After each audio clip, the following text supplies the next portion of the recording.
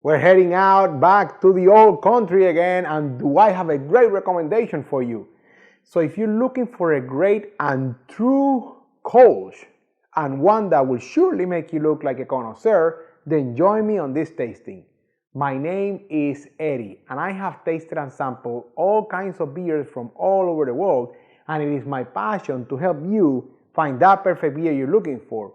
Whether you're looking to try something new or there is something very specific that you're looking for to pair with your food, I got your back.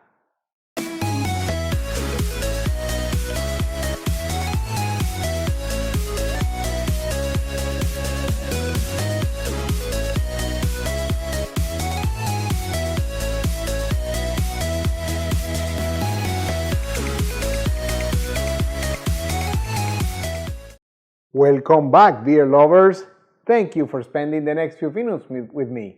As I said in the intro, my name is Eddie, and on this channel, I taste and review all kinds of beers and give you my most honest opinion about them, as well as some ideas to pair them with your food, just like the one you're about to watch.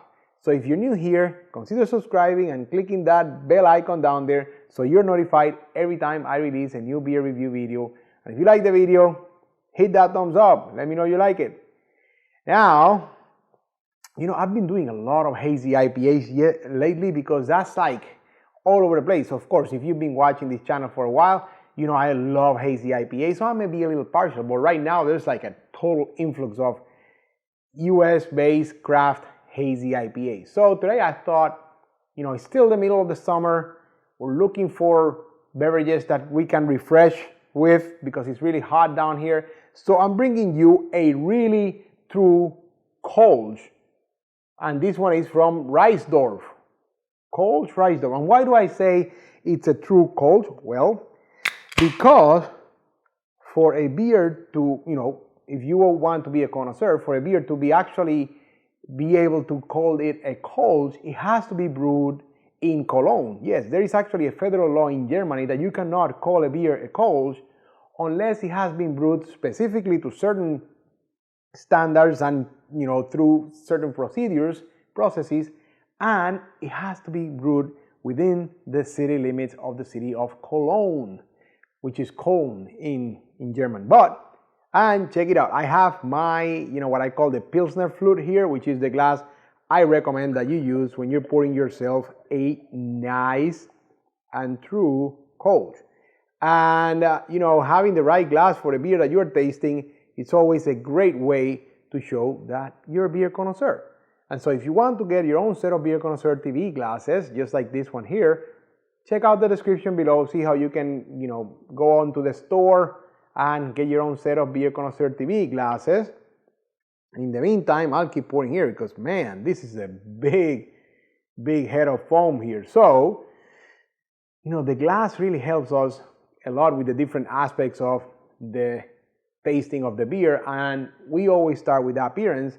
More importantly, the 3 C's of appearance, right? Which are color, clarity, and carbonation. That is right, friends.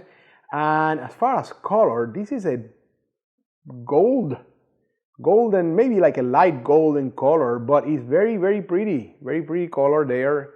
Very clear, no sediment, no haziness, no cloudiness on this one. And actually, it's interesting because there are a lot of bubbles still rising here, but they don't rise like really fast. It's kind of like they're rising, and there's a lot of them, but not like sometimes you see them like shooting up. This one's actually taking their time to rise up there, which is interesting. I don't think I've ever seen anything like that. And like I said, the big head of foam. I mean, there was basically 4 fingers of foam when I first poured it, and pretty good retention. I mean, this it lost about a finger already, but man, this is really big fluffy white head of foam. So let's go for the aromas now, which is where the Pilsner flute also helps us encapsulate some of those aromas. Okay, so sweet, bready kind of like aroma is the first thing I can share with you.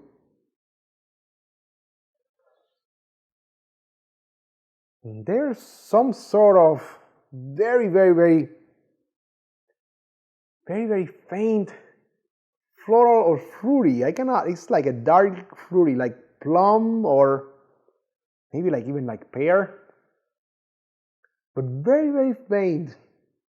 You really have to almost look for it. The most predominant aroma is that kind of like bready, yeasty, cereal-like, right across the top. That's definitely the more I can, the more pronounced aroma I can pick up. So I've never had Reissdorf Kölsch before. And like I said, it's hot. I'm looking for a refreshing beverage, and I'm hoping this one will quench my thirst here. Let me taste it and I'll let you know what I'm going through here.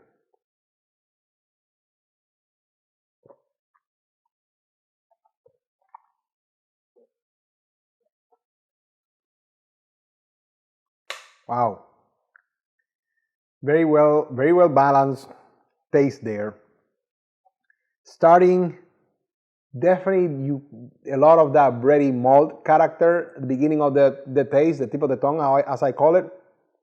And then towards the middle, it got kind of sweet. Like I said, maybe like a little fruity. I'll be honest with you, I cannot pick up exactly what kind of fruit it is. But there's some sort of fruity undertone there, which is kind of sweet.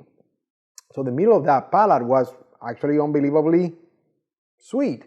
And then it kind of starts getting towards that bitterness, but not, like hoppy bitterness, just like a traditional, like a traditional Kölsch would be almost like a very light lager kind of finish. And then the end is very, very crisp, very clean and crisp, very light body, definitely very, very refreshing. Something you can probably drink all day long. If you're outside by the pool, by the water, or working outside, whatever it is that you're doing, this one will go great with that. And all that becomes important when we go to the next piece, which is the part that I believe rounds us up as beer connoisseurs, which is the food pairings, right? Now, you've heard me say before, when all else fails, go with the food from where the beer is from. And Kölsch, and especially this Kölsch, is great to be paired with bratwurst. So let's start there. Let's go grill a couple of bratwurst, put a couple of bratwurst in the grill, and yes, my friend, this will go great with that, especially since like I said, we're still in grilling season, right? So this will go great with bratwurst. Now, if you want to go a little bit, maybe you like a salad type of person, I think, we want to pair some lighter foods with this beer. So absolutely, maybe like a pear and walnut salad. Yes, that will go great because it does have that bready character, which will pair nicely with the walnuts, and it has that kind of like fruity undertone that I think will go great with something like a sweet pear salad kind of flavor there. And because of that bready character, bread-based foods are also going to be a great pairing, and I recommend you try it with a margarita flatbread. Something like a thin flatbread, not very thick, but something very thin flatbread, very nice margarita flatbread. I think that will be a great pairing here. And as far as cheese, I don't have it with me here because the only version I have, I was gonna say, I think this will go great with Gouda, but the one I could find was, right off the bat was only like a smoked Gouda, and I don't think that would go great. So let's go for a straight Gouda, and I think that would be a great pairing here. Now, you can always trust me to leave you a great recommendation as far as the dessert pairing, and yes, do I have a great one today. So go ahead and open the description below. Check it out, that's my gift to you. Now that concludes today's lesson, but not before I ask you, have you had Reissdorf Kölsch before? What do you think of it? Let me know in the comments below. I love to engage with you like that.